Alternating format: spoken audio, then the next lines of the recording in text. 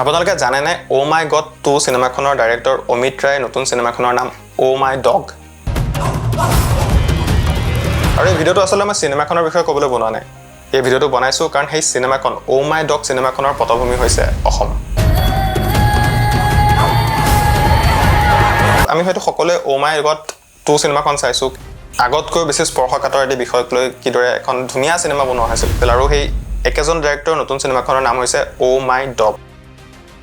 ও মাই dog সিনেমাখনত অভিনয় কৰিছে পংকজ ত্ৰিপাঠী পৱন মালহোত্ৰা গীতা আগৰৱালৰ দৰে বহু কেইজন জ্যেষ্ঠ অভিনেতাই আসলে মেইন ষ্ট্ৰীম সিনেমাত অসমক পটভূমি হিচাপে লৈ নিৰ্মাণ কৰা বহুত সিনেমা চোৱা আসলে মনত পৰা নাই आपके एरिया में कहीं कोई कुत्ता नहीं है কুকুৰ হেৰুৱা ঘটনা এটা কেন্দ্ৰ কৰি আসলে ছবিখন আগবাঢ়িছে বুলি ট্ৰেইলাৰটো চাই গম পোৱা যায় অসমৰ ডিব্ৰুগড়ৰ কোনোবা এটা অঞ্চলক লৈ এই কাহিনীটো আগবাঢ়িছে डॉक्टर को बोल देना इस बार ज्यादा लगेगा ট্ৰেইলাৰটোত আৰম্ভণিতে দেখুওৱা হয় যে এখন সাইনবোৰ্ডত দেখুওৱা হয় যে বহুকেইটা কুকুৰ হেৰাইছে আৰু তাকে লৈ পুলিচৰ তদন্ত বিভিন্ন কেওছৰ মাজে সিনেমাখন আগবাঢ়িছে ট্ৰেইলাৰটো চাই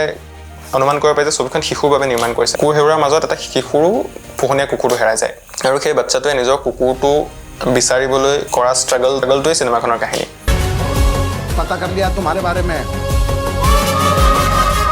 ছবিখনত অভিনয় কৰিছে অসমৰ লক্ষণা বৰুৱা আৰু আপোনালোকে হয়তো এই মানুহজন দেখি চিনি পাইছে বিদুৰ ভাই অজগৰ অসীম কুমাৰ শৰ্মা তেখেতেও এই ছবিখনত অভিনয় কৰিছে महाभारत की शुरुआत भी एक कुत्ते से ही हुआ था ট্ৰেইলাৰটোত দেখা পোৱা গাড়ীসমূহ নাম্বাৰ প্লেটৰ পৰা আৰম্ভ কৰি জনগোষ্ঠীয় নৃত্য অসমৰ গায়ন বায়ন এই সকলোখিনি আসলে ট্ৰেইলাৰটো দেখিবলৈ পোৱা যায় আৰু ট্ৰেইলাৰটো চাই এটা কথা অনুমান কৰিব পাৰি যে সিনেমাখন চালে অসম ফিল এটা আমি পাম दिनों में ऐसा कुछ हुआ है जो तुम लोगों के रूटीन से अलग हो ছবিখন ৰিলিজ হ'ব আগষ্টৰ 7 তাৰিখে আৰু ডেফিনেটলি বলিউডৰ সিনেমা এখনত অসমখনকনো কিদৰে উপস্থাপন কৰে সেইটো চাবলৈ সিনেমাখন নিশ্চিতভাৱে চাবই লাগিব আৰু আপোনালোকেও চাব